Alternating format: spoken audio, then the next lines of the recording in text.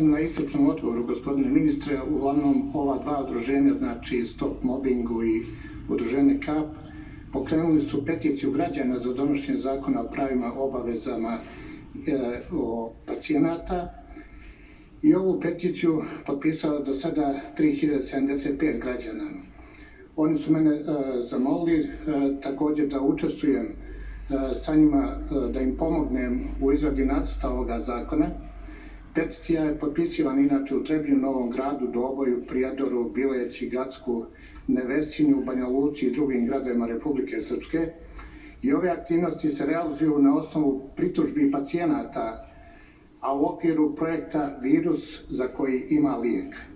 Usvajanje navedenog zakona u Republici Srpskoj suzio bi se prostor za korupciju u zdravstvu, koje ima, nažalost, kao i u svim segmentima društva, i ovaj zakon bi doprinio boljoj zaštiti pacijenata. Hvala. Hvala. Uvaženi narodni poslanik Stevo Joksimović.